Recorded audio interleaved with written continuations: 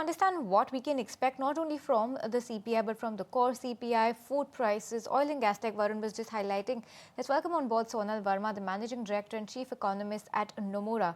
Sonal, hi, morning. Thanks for your time today. First up, give us your estimates. What is the House of Nomura estimating when it comes to the CPI number today? Because as my colleague was highlighting, this 2.1% mark is higher on a month-on-month basis but lower on a year-on-year basis. So where are you pegging your estimates and what is the range here? Yeah, we're largely similar. So on headline CPI, we're expecting a pickup to around 2.3 to 2.4%, so maybe marginally above consensus, and also expecting core to inch up from 3.9 to 4.2%.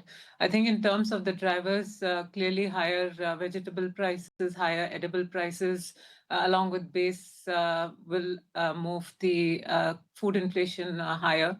And as your colleague was mentioning, gold prices will push core CPI higher. So this should bring CPI back to the 2 to 6% target range, but clearly, at the lower end of the target range. And I think if you strip out the volatility that's being caused because of vegetable pulses and gold, there isn't any big change in the underlying inflation trajectory. Underlying inflation remains extremely benign, and I think that's the bigger message.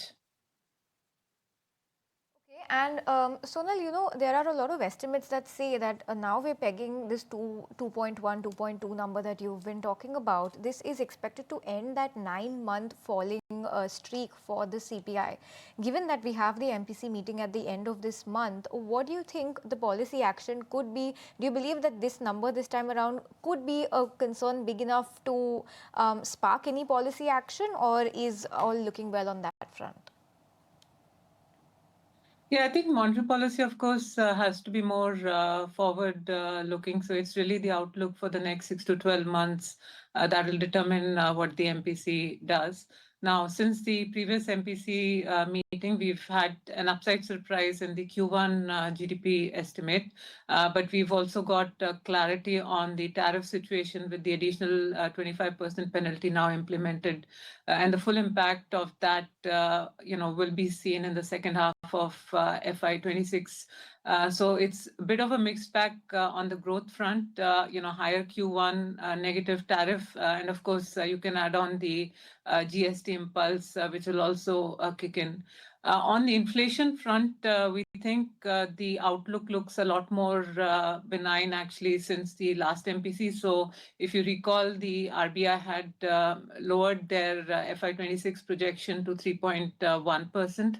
Based on our forecast, even without accounting for any disinflationary impact from GST, FY26 should average around 2.7%, and risk is that it'll be even lower once we account for the GST disinflationary effect. So the inflation side definitely gives the MPC more headroom, and the forward-looking trajectory on growth, particularly the tariff impact, in our view, also calls for some policy support. So our base case is the policy repo rate, which is currently at 5.5%, will finally see a lowering of a cumulative of 50 basis points. So we have a terminal policy rate forecast of 5% by the end of this calendar year. What's your specific estimate on food prices? Because it seems like they are on the rise, and that seems to be at the bone of, the entire inflation projection as well. Yeah, so food inflation was actually slightly negative on a YOY basis in July, with the increase in vegetable prices, which should ease the deflation we are seeing in vegetable bucket, plus the sequential increase in edible oil prices. Food inflation should inch up to a slight positive territory in August, but still extremely low. I think the breadth of food basket still shows fairly benign prices across a number of components, including the likes of pulses where we continue to see price contraction. There are certain components where prices are rising at a faster pace. Edible oil is one of those categories, and many other food categories where we are seeing more moderate increases in prices. So things like cereals, milk, sugar, spices, in fact, will be negative again on a month-on-month basis, or maybe a slight positive. So on the whole, I think while, yes, YOY food inflation is picking up, we are talking about a number that's still very low single digit. And I think the breadth of the food inflation bucket looks comfortable. So I don't think it's a cause of any concern. Along with that, Sonal, beyond food, what are the trends that you are seeing to be shaping when it comes to the core inflation number? Because if there's not much of a concern in food inflation, but do you believe that the service inflation can impact the disinflation story in any way? I think both on core goods and core services, the fundamental drivers support low core inflation. So the most significant driver of core goods inflation is typically your manufactured input costs and, of course, demand. And manufactured input cost inflation remains very low. And on the core services side, it's again primarily demand, but also things like wage growth, which is an input into services. And we've also seen wage growth moderate, particularly in the organized urban side, nominal wage growth. So the fundamental drivers on core inflation suggest that if you remove the impact of some of the commodities that are a part of India's core CPI, things like gold, silver, petrol, diesel, we call that bucket actually super core. So if you look at the super core, CPI in India, it's currently trending around 3% on a year-over-year basis compared to the measure of RBI core, which is closer to 4% right now. I think in terms of the forward drivers for core categories, obviously both input costs for goods and services will be important. But the next big driver, I think, will be GST changes once it's implemented.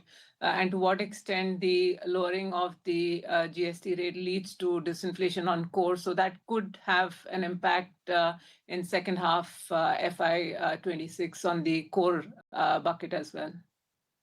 Sonal, lastly, before we let you go, too many factors at play here. On one end, you have crude prices that are edging up. On the other side, you have the rupee that is constantly hitting a new record versus the dollar. And also, the uncertainty on tariffs still persists. So, amid all of this, are you making any revisions to your FY26 or 27 inflation targets? No, I think we are fairly comfortable on the inflation side. The crude oil prices, I mean, the pass-through is not going to be material given OMCs have kept prices unchanged for a while now. So I don't think there's any big pass-through there. And the currency depreciation, yes, we've seen that, but the tradable component in the CPI bucket is fairly small. So the pass-through from any currency depreciation into domestic CPI inflation tends to be small. So that, again, I don't think is material. So the main impact on CPI more broadly, therefore, will be the direction in which food prices play out. So the output and production in Kharif, how Rabi crop looks, GST, I think some of these factors will be more crucial. The bottom line is for FY26, as I mentioned, our forecast is 2.7% with risk to the downside. And FY27, the base effects will reverse, and that should take headline inflation on average above 4%. But it's important to recognize that it's an adverse base that's pushing YOY up. In terms of the underlying inflation, our estimates suggest that remains below the RBI's 4% target. So inflation is not a concern in our view. All right, but with this, Sonal, we let you go on that. Thank you so much for taking the time out and speaking with us this morning. Really appreciate that. All right, so that's the inflation number that we all are watching out for, and we'll